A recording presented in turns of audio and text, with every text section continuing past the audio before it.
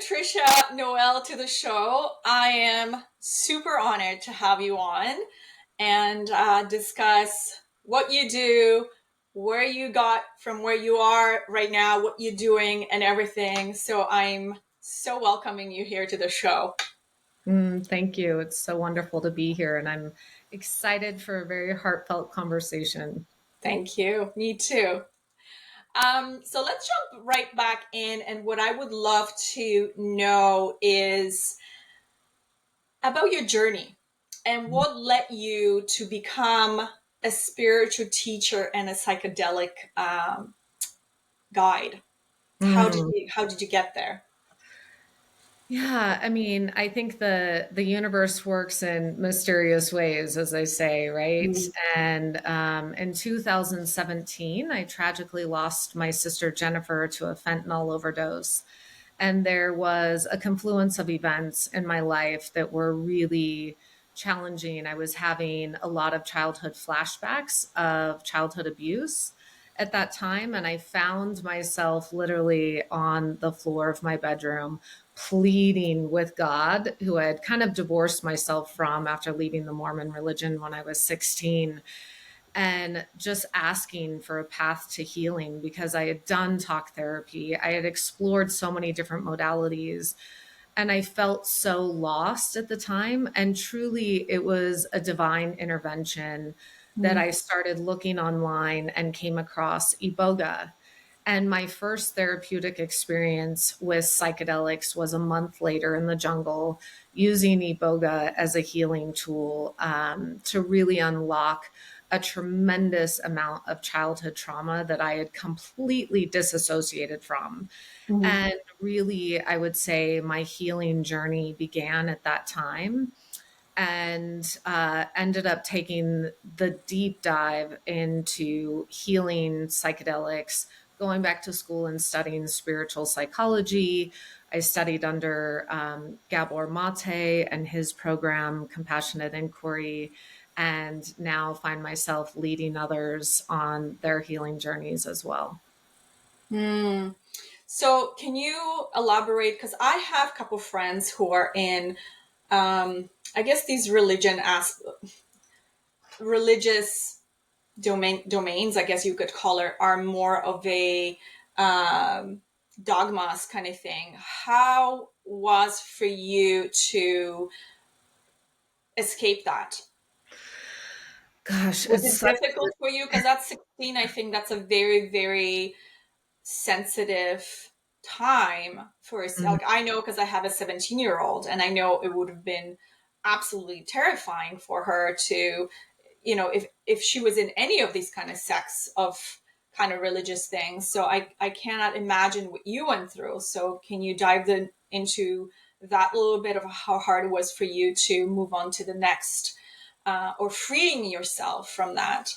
hmm Well, when I was 16, I became pregnant Mm. and I was absolutely panicked of what might happen with my family. I mean, the shame that would be brought on, of course, premarital sex in the Mormon faith is Mm. a sin. And I wanted to go have an abortion because I didn't know how to handle it. I mean, I was terrified with my family of what the consequences might be, not only with my family, but my faith. And Mhm. at that time, my belief in God as I knew it. And so I had told one childhood friend, a dear friend, that I was pregnant, and she called my parents and told them. And they shipped me, they came and picked me up and took me to the bishop's house of the church. And he essentially put his hand on my knee and just said, of the consequences with God and the our faith as we knew it, of what this meant to actually have premarital sex. And at that time, they shipped me to an all girls school in Provo, Utah. We were living in California at the time. Mhm. And here in this all girls school, I went from being, a violinist and pianist and active in tennis in my high school to overnight believing that I had no value. Mhm. And I had begged and pleaded my parents to come back home to give birth to my son.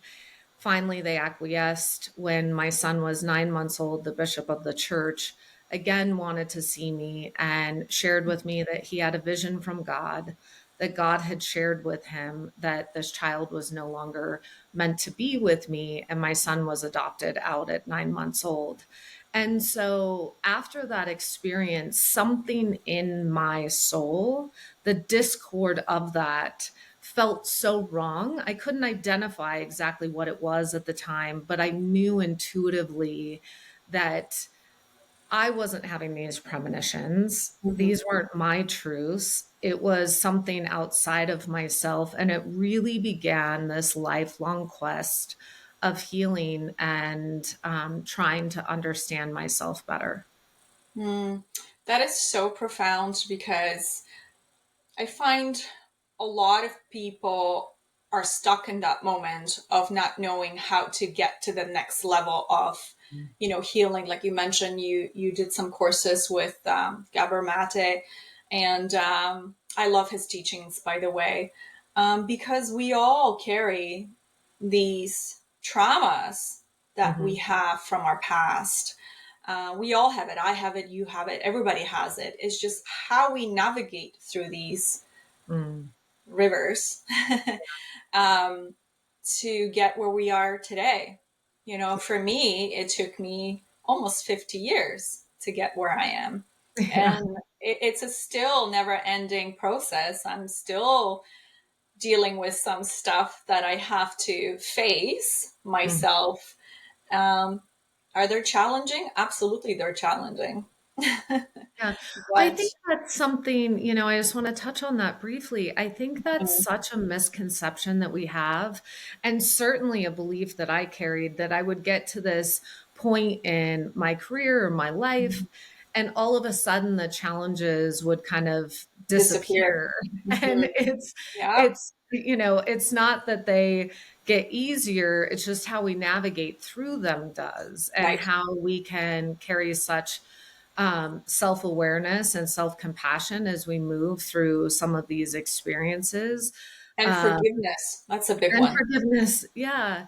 I would Hmm. love to hear from you. I'm so grateful that you brought up forgiveness. What is your belief around forgiveness and childhood trauma? Hmm. So for me, I'm an immigrant, a child of immigrant parents. So I originally come from Poland. Mm, And during 1980s, or 88, we left. But Poland was a communist country, and my dad left. We left the country in 88 as a tourist, and we went on a vacation to Greece. Well, my parents never told me, ever told me. So I was super excited because we were on the vacation. We never been to Greece. And after 3 months, I was kind of, as a 12-year-old child, I kept on asking myself, I'm like, why am I not coming back home? Like, what's going on? And my parents just didn't know because, again, they come from a different background, right? They were born in 1950s, right 5 years after World War II. So their upbringing were completely different than mine. And then now my sister and so on. So they just didn't know how to deal with this. And at one point, my mom was, I wouldn't say upset, but she was kind of at the point where she's like, well, we're never going back.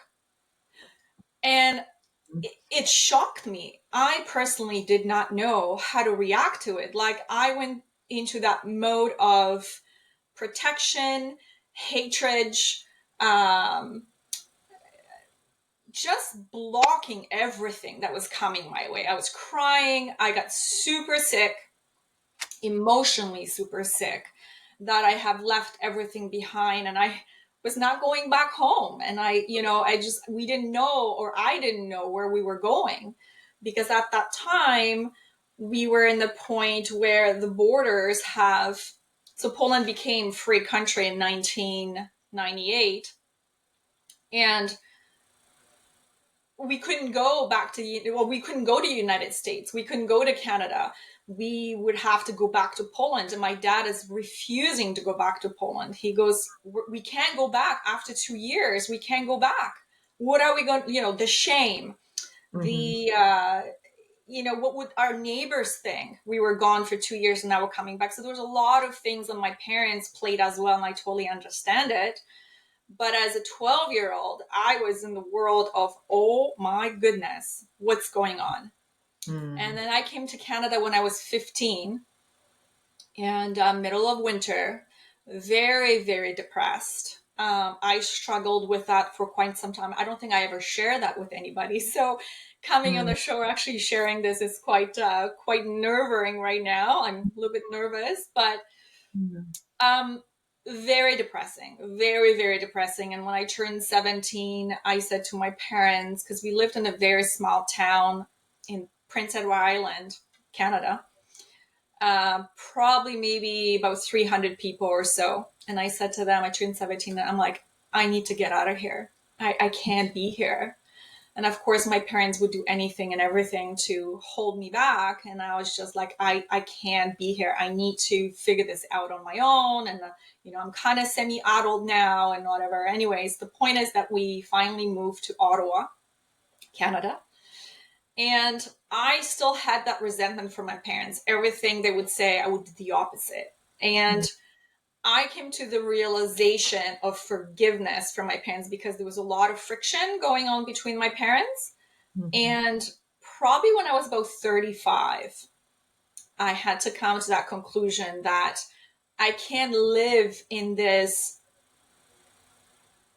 not fear, but this resentment that I had towards them without even consciously knowing that I was doing that to them, you Sure. know? And then at around 35, maybe 36, I said to myself, why am I punishing myself and why am I punishing them? Why am I doing this?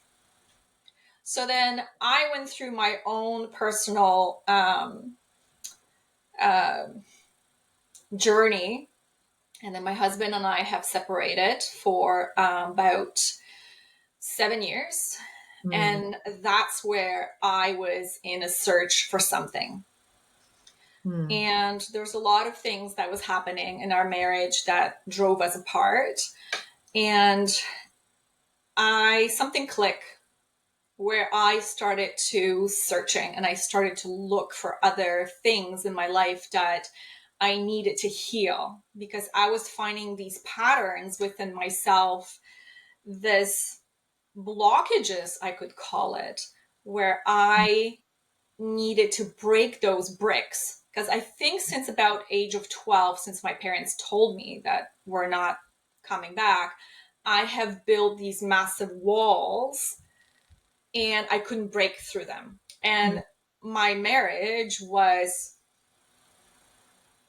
going through difficult time and these walls weren't coming down. So Mm. when we did separate it and I finally went through that realization that like it's not him, it's me. I need to take those walls down and I need to look in within myself what was holding me back. And when I realized that it was my anger and it Mm. was my resistance of what happened, I had to let go of that.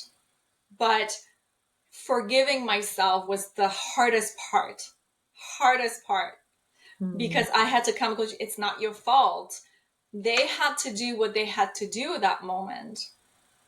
They had no choice at that Yeah. particular time back home. So I had to approach this as I am living in a great place, you know, I am free. I have everything I want. Mm. How do I forgive myself?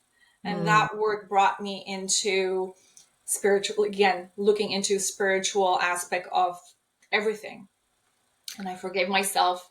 I forgive my husband. I forgive my parents. Um, Although my husband and I have been together back in the last 2 years, uh, Mm. it's been fantastic. There's still work in progress. We're still working on certain things. I'm working on myself. It's a never ending journey. That's all I will say. Ah, thank you so much for sharing from this place. And I understand the vulnerability Yeah. and apprehension.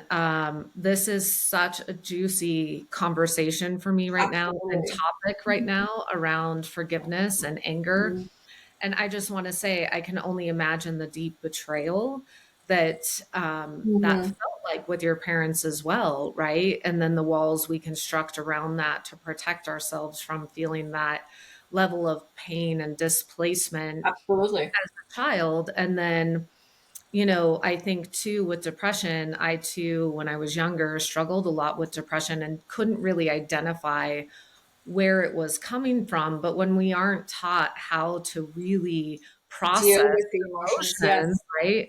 We repress it and then it shows up as depression and repressed emotion as Right. I've come to understand it. Um, it's interesting because I have a childhood of physical and sexual abuse in addition to Mm. the loss of my son and that connection. And I'm in a deep, deep inquiry right now of moving through anger and resentment and Mm. really sitting with these intense emotions.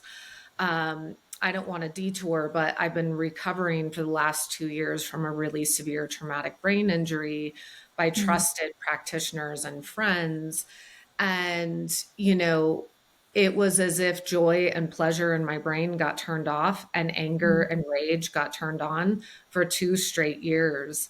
Mhm. And I've really been in this free fall of surrender of show me how to work with these intense emotions. Mhm. And, I full and wholeheartedly believe that holding on to it is drinking poison and expecting the other person to die, as they say, right? Right. And I think something that you also touched on that's so profound, and it's a piece that so many miss on their journey, is that it's not even so much about forgiving those that have abused us, it's about forgiving ourselves for the way we behaved as a byproduct of what we've Mhm. lived through. And, you Because know, we don't know better. we don't know better and we don't know No. how. And I think one of the big missions that I've been on in my healing journey is how do Mhm. we dispel perpetrator and victim? How do we Mm. stop with that role of these two components? Because hurt people, right? Right. And so, how do we hold compassion for our perpetrators and also hold them accountable and responsible, but not hold on to the anger? And it's something that I'm still working through as it relates Mhm. to sexual abuse. There's a lot of people in the industry that it's unforgivable. Some of the our spiritual teachers out there, it's unforgivable. You move on, you live your best life. And I've really been teasing out, what does forgiveness around this really mean to me? Mm. And I just appreciate you sharing that because it is such an important role. And then we project it into all of our relationships, right? As you said with your husband, you had to take Absolutely. accountability for your own experience of that. And we don't heal until we do our own work. Absolutely. Hmm. So we have three children, and I think my focus right now on them is guiding them through this because they went through a really hard time themselves Mm. through the process of separation. And I know for a fact that they're holding this anger, frustration because as young children they didn't know better. Right. So guiding them in the last year, both of us, we explained to them Mm. exactly, talking about forgiveness, that it's not their fault, that they're still loved, and everything is just learning how to forgive themselves Mm. for whatever, because they have these thoughts. We all have thoughts in our heads, but Mhm. it's just how do you let go of these thoughts, Mm. right? So, I mean, we've been together back for about 2.5 years, and the kids, like the first year was really tough, but Mhm. going through this whole, again, spiritual um, development or healing, forgiveness, and everything, it brought us to the point where, I think our family, our core values, and everything came together so beautifully. The kids are super happy. We always talk about it at dinner table. If there is anything that they need to be talked about, it's really, really wonderful. I'm so happy. Couldn't be happier. But yeah, it's we always tell them, never stop. Yeah. It starts with them, and you always have to show them the example of, you will make mistakes. You Yeah. you will, but it's like, how do you look at that, and how do you, I don't want to say fix it, but how do you sit with it, you Mhm. know? Mhm. One of the exercises that I love so much with my friends and family Mm, members is the simple ask of give me three emotions, inviting people to tap into what they're experiencing in the present moment. mhm. And I think often we get so busy with life and consume that people don't really take the time to Yeah, truly drop into what's present for me, what's coming up, and how, and as we know, the majority of our experience is through the filter of our childhood. right.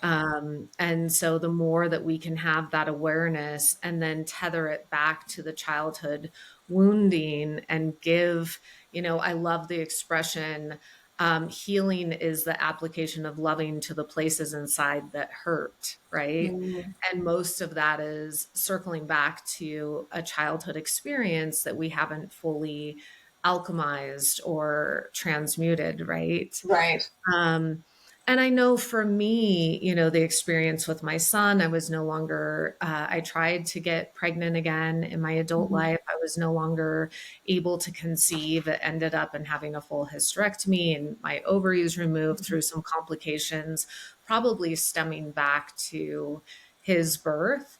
And, it's just, so much of that I think I still sit with. I think the loss of a child in that way, I don't know Mhm, that you ever fully heal that part of mhm, yourself. You learn to sit with it mhm. differently, but I know that I struggle with a lot of fear around loss and love, Right. and it's an ongoing process of being able to drop into um, compassion for myself and what I've lived through and the trauma that I've endured, right? And Right. I don't know that it ever fully goes away, but we definitely get the muscle gets stronger that we exercise in doing the work and self reflection and healing. I have a question Yeah. for you. Did you experiment with psychedelics at all through your healing journey? No, I have not. I've looked into it actually, and I'm curious about it. Mm.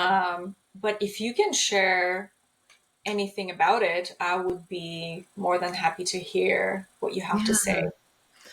You know, I truly believe wholeheartedly that psychedelics saved my life. Hmm.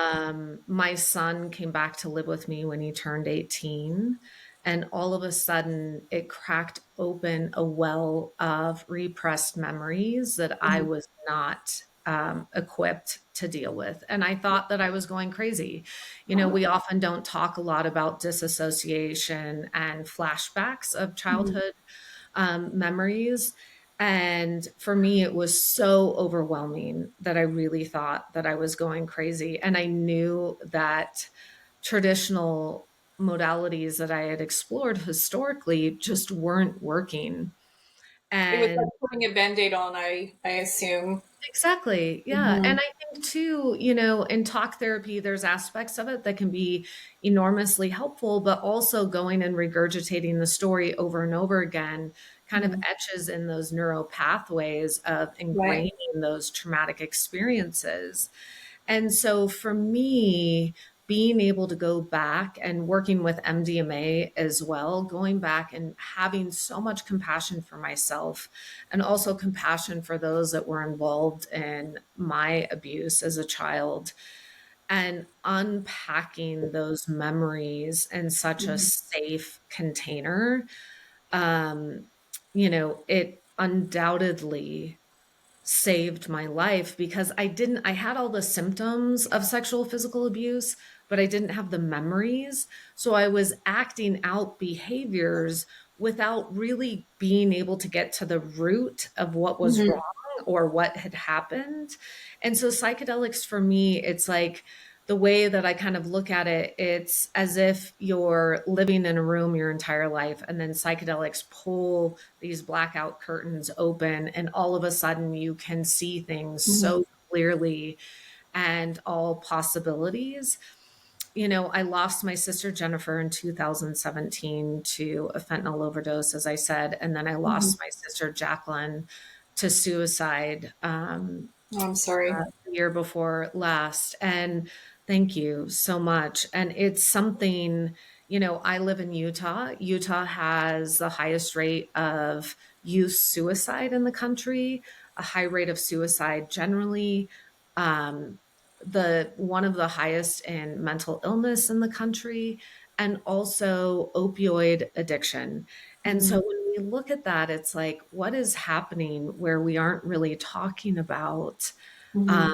these traumas in a way that can be meaningful so we can get to the root and really have radical healing. And I think it's systemic as well. And I also believe that until we bring these traumas into the light and really, and I love what you said about it wasn't until I really looked at myself Hmm. that the healing started to happen. And I believe that wholeheartedly, that psychedelics allowed me to do an internal process of self inquiry and really get real and honest with what Hmm. happened in my life and the ways that I was showing up in relationships, all relationships in my life.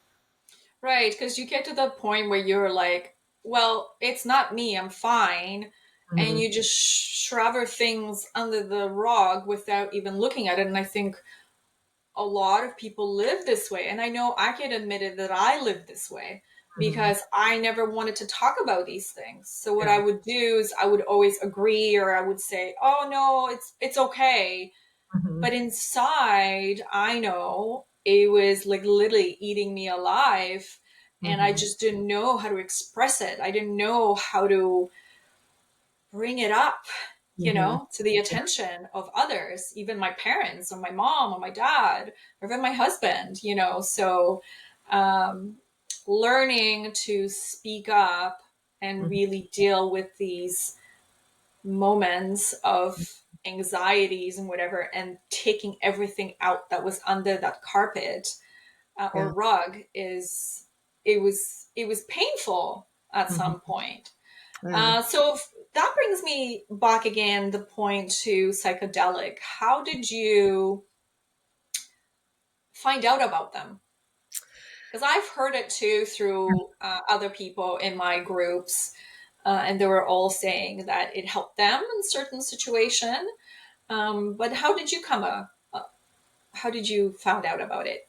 Yeah, and you know, when I found out about it, it was truly just from Googling online, Okay, and that's how I found out about therapeutic you were in use the of search for psychedelics. something for sure. Yeah, and so I found out about iboga initially, about how it was so beneficial for PTSD.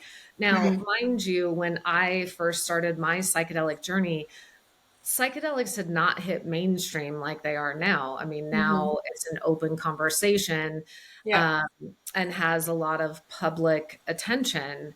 And it definitely, I had kind of found it before this whole psychedelic renaissance. And so when I found Iboga online, it was just such a sacred yes for me. And I often tell people when they ask me, well, what psychedelics should I use? Where should I start? I always firmly believe that when the teacher is ready, the student appears. Yes. And for me, that teacher was Iboga. And I believe that I had formed so many walls around myself. I Hmm. had disassociated so grossly from my childhood trauma Hmm. that I needed something that powerful to dissolve all of that for me to see. I mean, it was one of the most brutal experiences I've ever gone through in my life. I mean, iboga is not for the faint of heart. As we know, it's one of the most powerful hallucinogens. The psychedelic trip, as you might say, lasted 18 to 24 hours the day Hmm. after. Um, was one of the hardest days of my life. Just, you deplete a lot of serotonin, Hmm. um, and dopamine. And it also was one of the most powerful experiences I've ever had. And when I went through that initial experience, it was the day I was coming out the birthing canal, and it was an invitation to revisit my entire life up until present day and all the negative programming that um, I had adopted by way of my childhood trauma. And then I also had to live through every incident of abuse from my childhood, which when you're seeing it for the first time, it's so overwhelming. For me, it was so overwhelming to the psyche to try to integrate that experience, because at that point I had a happy, healthy Hmm. um, relationship with my family. And so to go back and revisit all of it was really confusing to integrate that, and took me a lot of years to really find my footing in understanding that. So, are you in relationship with your family at this moment, or are you still in working progress? Yeah, it's such a great question. I do have a relationship with all of my family. I think after my sister Jacqueline died, Hmm. you know, we could no longer collectively, or in my opinion, we could no longer collectively hide the amount of childhood trauma that we had. Hmm. I mean, now we were losing family members. Hmm. And I think that that's been a really interesting process to witness my family go through. The ones that are still in denial, the ones that want to heal but don't know how.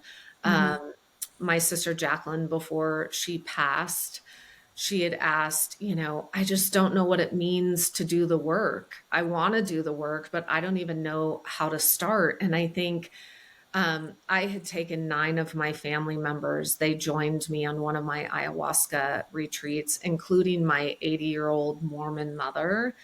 And it was such a powerful experience for all of us to be together. And my sister Jacqueline was there, and then Hmm. she took her life shortly thereafter. And Hmm. it's, you know, I do believe that we all are here on our own spiritual curriculums. And I think that, having access to these indigenous medicines, I think there's a misconception too that you can just drop in and have this experience and everything is magically healed. Hmm. Psychedelics are 20%, and then 80% is the integration afterwards and what we choose to do with what's been revealed to us and the downloads, as they might say.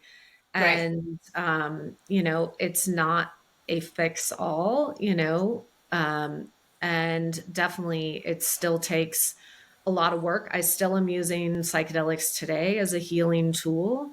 Hmm. um, and so I would just, like to caution that it's not a one stop Yeah. cure for trauma. Yeah. Yeah.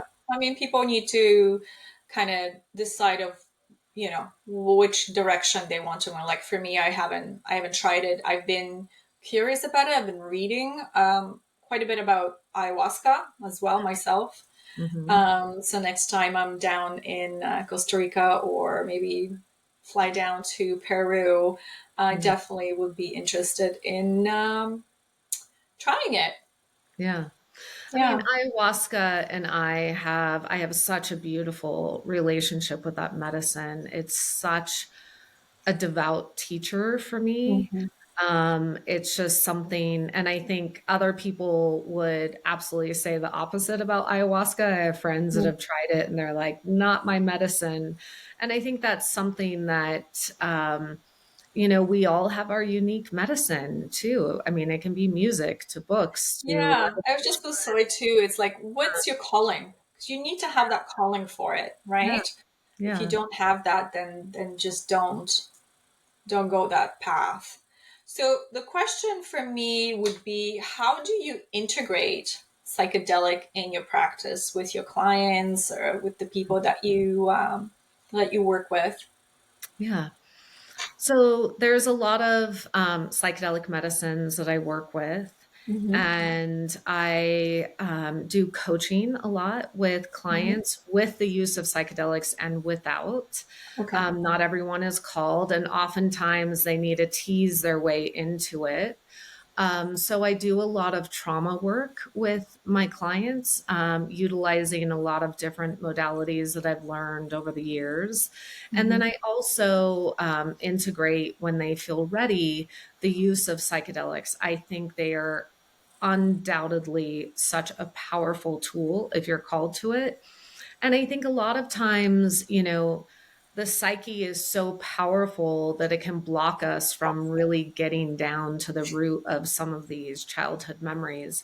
Mm-hmm. I love the example of psychedelics are, let's imagine you're with your mother and you're in the desert in the summer heat. It's 115 degrees out, and you're walking down the street and you walk past an ice cream parlor and you're like, Mommy, Mommy, let's go in. So you go in, you both get an ice cream, you come back out, and the summer heat is so hot that the ice cream starts melting all over your hand, and your mom grabs it and she licks around it really fast. You go into hysterics because she's taken your ice cream, right? And all of a sudden, you create this narrative around your life of, I'm unlovable, I don't get what I want, whatever it is, of those negative, patterns that you adopt. And I have found more often than not, people will go back into these psychedelic experiences and they'll revisit these nuanced experiences that they've had, thinking that they're no big deal, but they've adopted eating disorders for years because of it. They have depression, anxiety, what have you. And so, one thing that talk therapy doesn't often provide in an hour, hour and a half of a session is the ability to have enough trust and time to go back to these repressed memories that Mm-hmm. are holding on to these toxic behaviors that we're acting out now in our adult life. And so, one of the things that I do with my clients is, once we can go back and we can access that and we can extract that, I find that psychedelics can kind of act like psychic surgery. Like, let's go in and find those pieces that Mm-hmm. still have attachment to these negative, maladaptive coping strategies that we have in our adult life: addiction, Yeah. porn, drugs, alcohol, sex, whatever it is, whatever your eating disorders. So we can go back and heal the root cause. And when you have a lot of those, little t traumas that add up, it's Mm-hmm. hard to actually access those outside of, years of meditation or psychedelic medicines. Mm.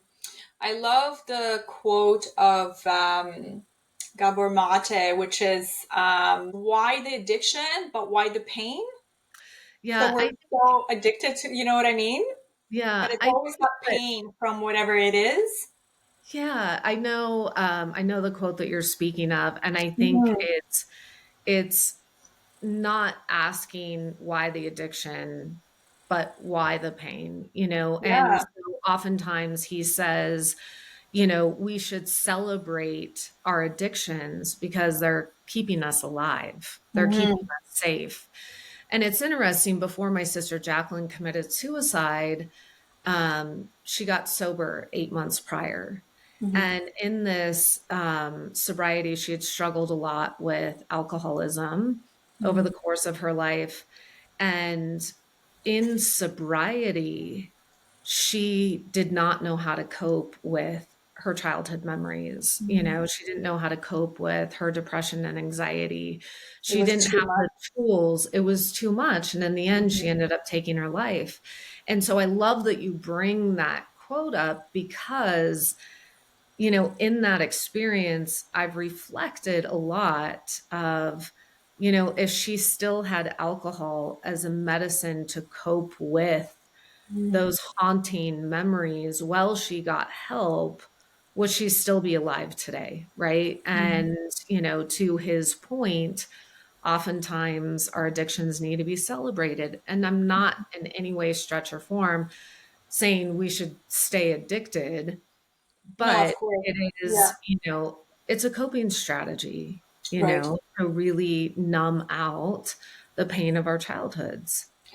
Yeah. Yeah, because we don't want to bring that up. We don't want to bring up the bad memories that we've had, and maybe sometimes we just don't even know that we have these painful memories. Mhm. Um, so we tend to mask them with, like you said, alcohol, drugs, whatever else it is, you know. Yeah. Yeah. And it's, I think, to something that I just want to highlight, I don't think that psychedelics are for everyone. I Hmm. think you have to be ready to do the work. I was fortunate enough that when I went through my first psychedelic experience, I was in school studying spiritual psychology. I had done a tremendous amount of work on myself prior to that. I had attended retreats around the world, non-medicinal with psychedelics, but I had done a 2-year shamanic study at that point. I Hmm. had a lot of tools in the toolkit. So when all my memories came back, I had a lot of things that I could tether to. And the other part of it was I made a vested interest to curate a profound and powerful community around me. Hmm. And I went to great lengths to join support groups and, curate friends in the space that could really support me. And I Hmm. think it's also something that we heal in community. And I think, Hmm. one of the things that my sister said before her suicide was, I feel so alone. I feel like I don't have community. I don't have that connection. And when we lose that connection, not only to others, but to ourselves, Hmm. the fear of that, I think, often drives people to Yeah. suicide, to ending their lives. Yeah, I had recently had a conversation with someone about community as well. Is just we were talking about bringing up children Mm, and the stress that we were just talking about women in general, but even as a family, you carry so much because we don't have these communities anymore like we used to have in those tribes. So as a mother, for example, you have to do like our society has been, I don't want to say brainwash us, but has put us in a situation where we have to be mothers. We have to look good for our husbands. We have to work. We have to earn money, obviously, when we work. There's so much pressure where we don't have these communities when we get help. yeah. Everything is so isolated. Yeah. So I And I, also really appreciate you saying that because I am a huge believer in creating these communities when people can come together and help each other in whatever it is. yeah. And I think too, the other collective trauma that we all have was COVID. It was the Yes. massive disruptor, right? That sent us all kind of to our corners without community. And I've found, I live in Park City, Utah, I Mhm. found in my community here that, the groups that I used to commune in really got splintered Mhm. as everyone was separated for so long, and really rebuilding new community has been fascinating. And I think, what do you do? I often reflect with my sister. She was a single mom. She didn't have a lot of means Mhm. to pursue alternative healing modalities. And how do we remedy some of that for those that don't have access as readily as we Yeah. do to different communities? And it's something that I feel passionate about building, Mhm. especially around abuse and giving resources and being able to come. We have it with AA or, different programs such as that. But what do we have by way of group settings in that regard for those that have experienced childhood trauma, where they can Mhm. come and find community and likeness And and feel safe. connection and Mhm. feel safe? Absolutely. And it's such an important part of it. Mhm. And I think that healing can also be so isolating because just as you were sharing about your personal story and the apprehension, I mean, for years, I played the persona of perfectionism. I Mm-hmm. had a perfect childhood. Everything was wonderful. I'm successful. I'm Mm-hmm. this. And then when my memories started coming back, I was terrified to tell anyone that I had been abused. I carried so much shame. I mean, my own friends didn't even know that I had had a child, Right. and I just thought, I'm going to be ostracized. I'm going to be Mm-hmm. shamed. Mm-hmm. And, what's interesting is that when we share and we show up authentically, Mm-hmm. as Brene Brown says, we give others permission to do the same. And I have found such profound healing and community when I started speaking about my journey and healing. Mm-hmm. Yeah. People can relate. Mhm. And because we, like I said earlier, shove everything under the carpet, we don't want to share our stories. We're afraid of the judgment and of the unfairness, Yeah. in our communities or some of the communities. Hmm. So, sharing these stories, I think it's important because people will relate absolutely. And then they're like, well, I feel safe. And Yeah, when you feel safe, you feel the love and then you open up. absolutely.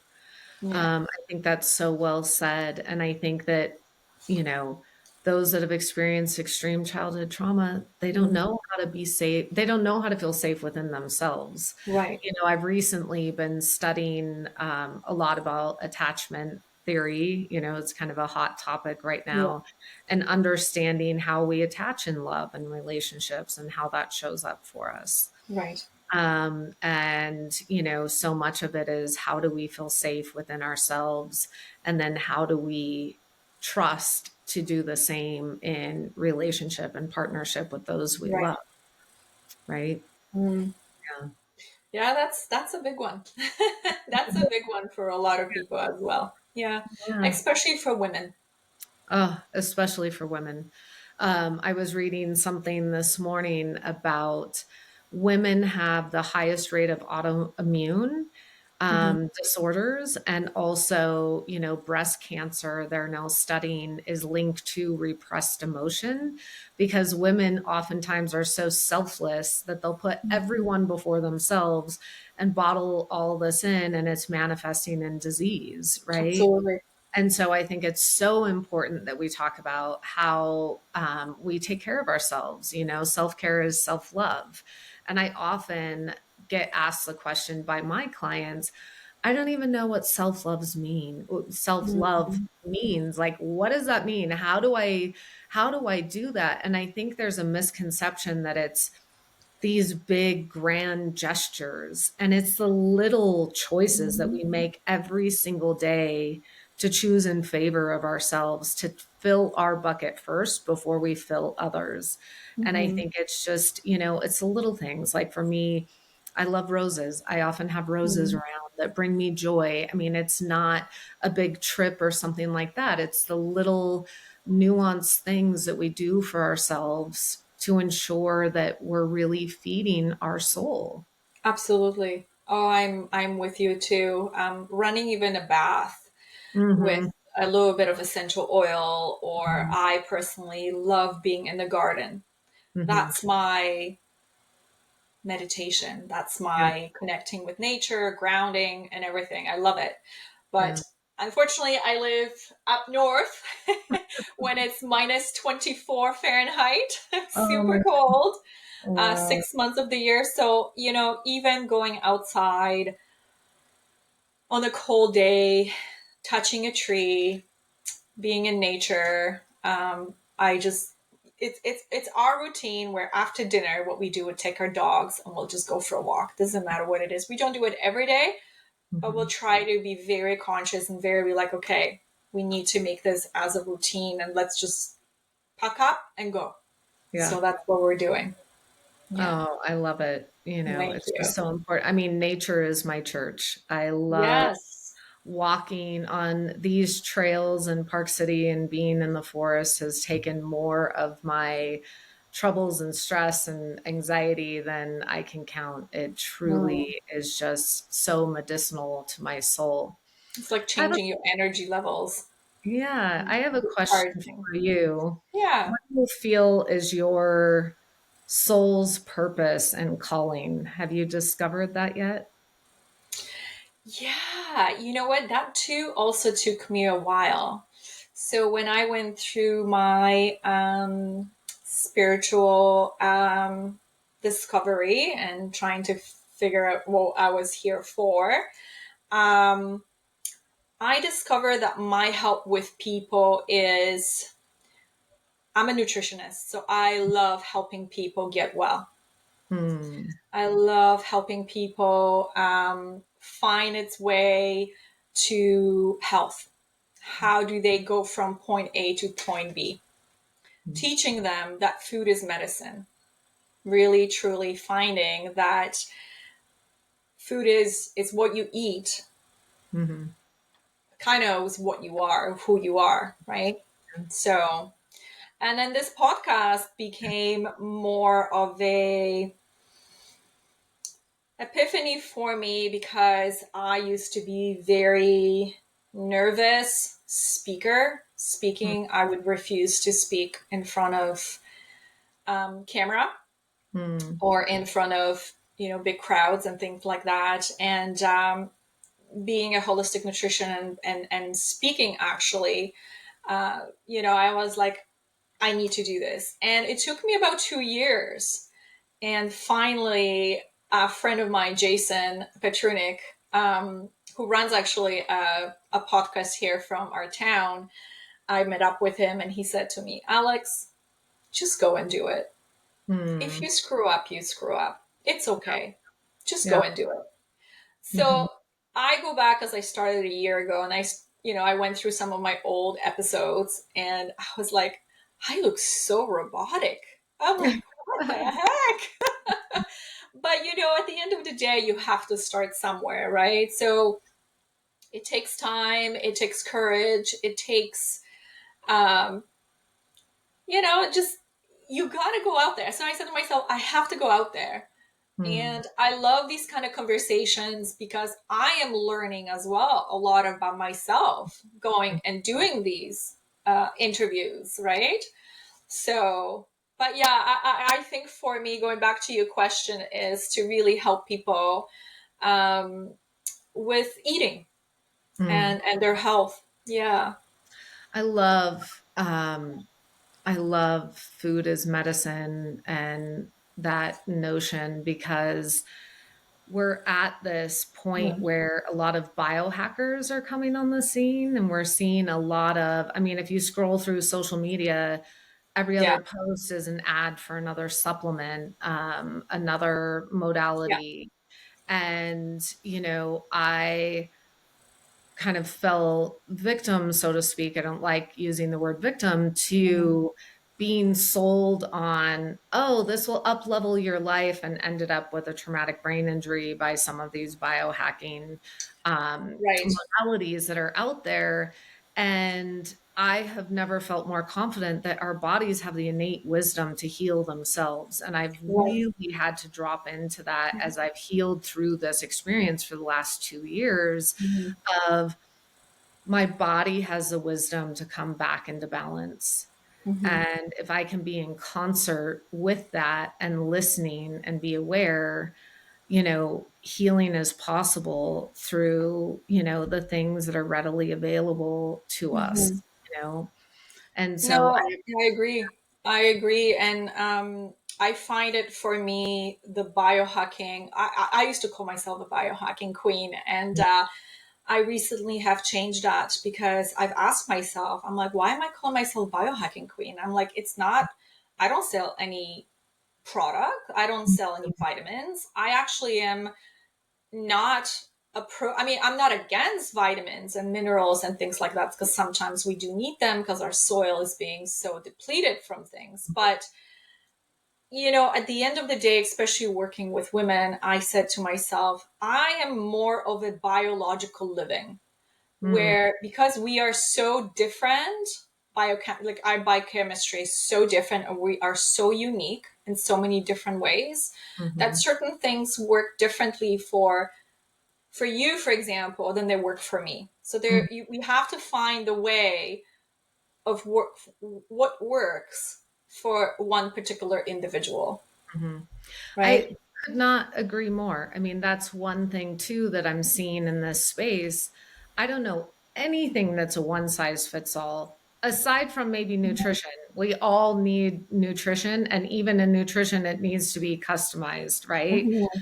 To what, and it's interesting with all the fads of dieting and things like that. I have a dear girlfriend who's in the fitness space, and I asked her the other day, so what do you think about keto and intermittent fasting and blah, blah, blah? Mm-hmm. And she just said, you know what? I'm into intuitive eating.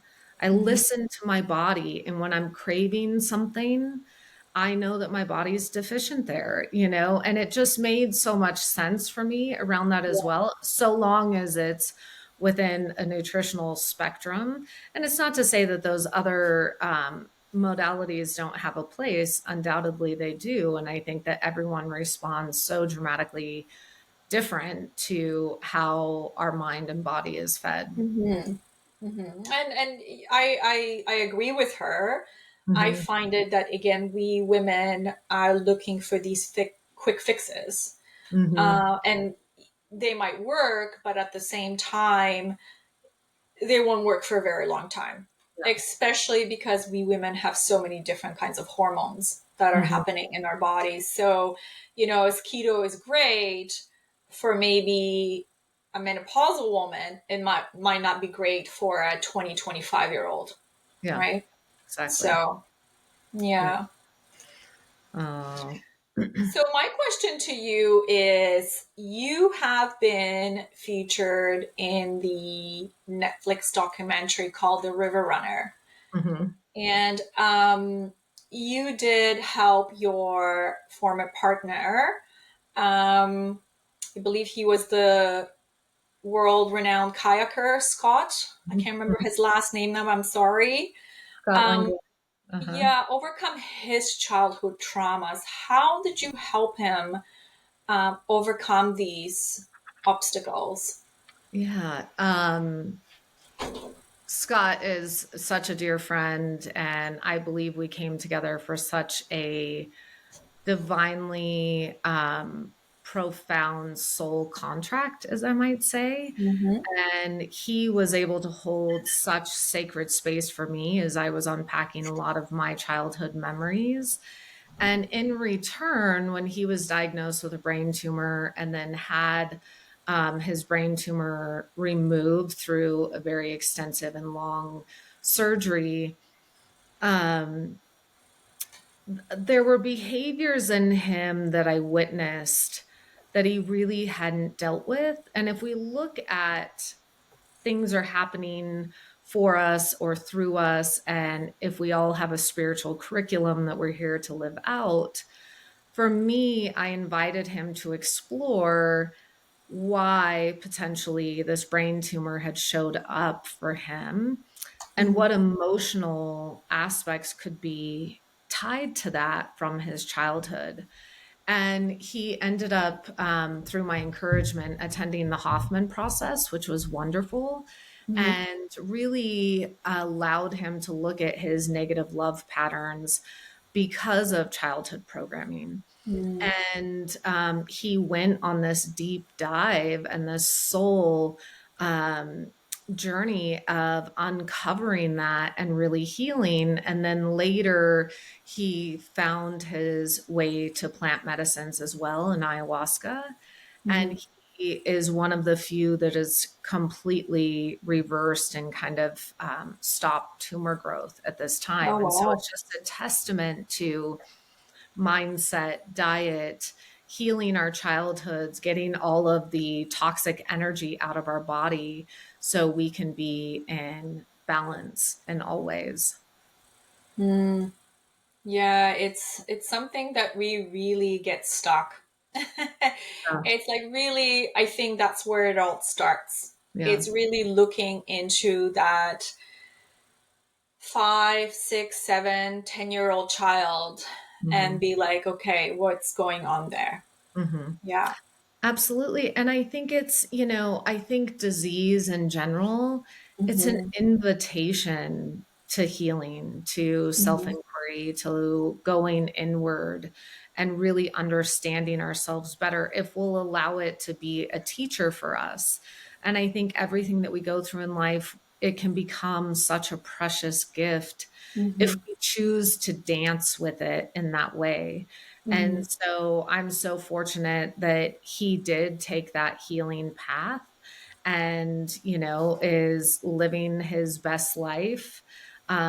And I think he'll tell you it was one of the most profound teachers for him in learning that vulnerability was strength. I remember when we were together, I would share things vulnerably, and he would be like, "Why are you doing that? What are you doing right now? Are you looking for attention?" And I'm like, "No, I'm just sharing from and he was so uncomfortable around it. Yeah. And now he's doing public speaking around, Yeah. vulnerability is strength. And the more vulnerable we can be, the deeper we can connect to others. So it's been fun to watch him on his healing journey as well. Oh, that's amazing. It's like one point I find too is that we tend to carry so much emotional and mental blockages. Hmm. It's crazy.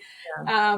Again, I think, what is it, up to age 7 that we being programmed, and then after the 7 year of our life, we're so programmed that it's really hard for us to kind of make that difference. Yeah. I was listening to a podcast this morning, Mel Robbins, and she was Yes. talking with someone about attachment styles. And she was saying, her name escapes me who she was interviewing, but she Hmm. said that our attachment styles are formed between 0 and 2 years old.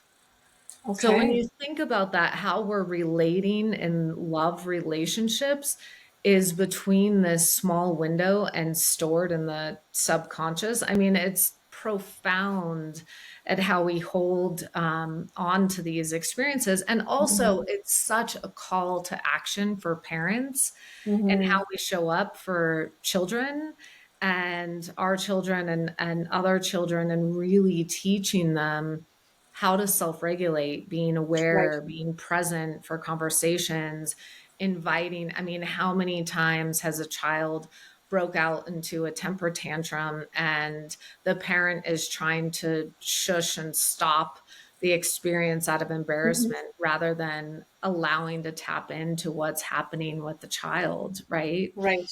Right. Um, Because they have no emotional regulations. They don't know how to control their emotions, right? So they exactly. lash out in their way. And I know because I can make a, you know, a relation to this because I have 3 children, Yeah. and I can say that raising my first child, my second, my third was completely different because Yeah. I've learned through the process, and I didn't want to make the same mistakes like I did with my first one. Mhm. Do you know what I mean? So, yeah. Yeah, I'm the baby of 9. There was a tremendous amount of physical abuse in our home, and I look at it Mhm. now, it's like 9 children and the chaos and 2 parents that didn't know how to regulate their own emotions or have enough Mhm. self-awareness. They really, I can see from their own upbringings how hard it was for them to show up in that way. I'm so grateful that in today's day and age, we have a language around it that's becoming common in how Mhm. to heal trauma. Mm.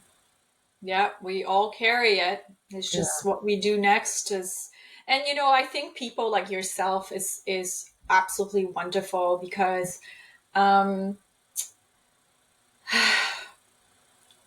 we need people like you. All I Mhm. will say, because we are all engraved in this traumatic event that we carried, and having that help is absolutely important in moving on in life. I always say to my clients too is it's a journey. Mhm. What you've been eating in the last 50 years, for example, you have created this. So, because a lot of people want to fix, quick fix. And I Mhm. say to them, it takes a Mhm. long time for you to come to that equilibrium.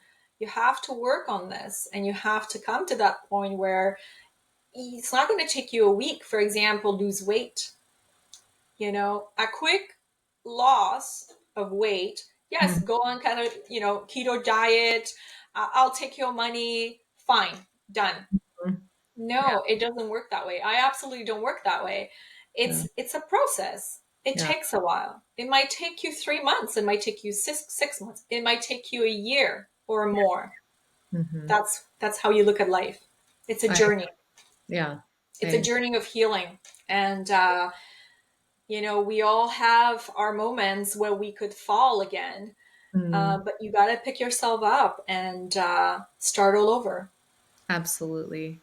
And I think that's, I've been gifted with such a superpower of resilience. I've Mhm. rebuilt myself more times than I can count. And, it's just something that we have a choice. We can Right. show up and absolutely not be a victim to the life that's been delivered to Mhm. us, right? Mhm. And, I have a lot of opportunities where I could have taken such a drastic different Turn. path. Mhm.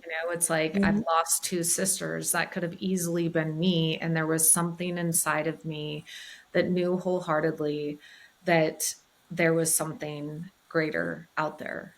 And I am just so grateful to be on this path of healing and to be able to have conversations with people like you that are also out there spreading their passion and joy into the world and supporting others and really living their best lives, right? And there isn't an easy answer. I often Mhm. say, don't let anyone be your guru, right? Mhm. Absolutely. Because the Absolutely. wisdom, the divine wisdom and God is in each and every one of us. Right. Yeah. Yeah. I was listening to a podcast the other day too, and it was exactly what you just said. Is God is everywhere. Mm-hmm. It's how Yeah, you see it. So, absolutely. how do you see um, a relationship between spiritual and mental health evolving in our today's society, for example? Whew, it's a big conversation. This week has been Sundance Film Festival in Park City, Hmm. and it's offered a lot of beautiful films and storytelling, in addition to lots of panels and being able to talk about what's going on collectively in the world. And, now we are in such interesting times. And the only thing Hmm. that I can really anchor to is that we are at this time of this mass collective consciousness and we can no longer be asleep anymore. Hmm. And, the intersection of psychology, mental health, and spirituality, I don't believe that these can be, kind of mutually exclusive. I believe that we can't treat the mind without the body and the spirit. It's all connected. And I know for me, I cannot deny that there isn't a greater force and orchestration at play. And Hmm. I really tap into that collective consciousness and that we all are here for a divine purpose. I think that if you're on a journey or exploring, looking at your mental health, I strongly encourage everyone to look at the mind, body, and spirit and the intersection of all of those. And so I think that, meditation, Hmm. prayer, self awareness, doing the work, being in right relationship with ourselves, being in community and integrity, it's all so important. And then also, too, I think, I did a post recently, we're only as sick as our secrets, right?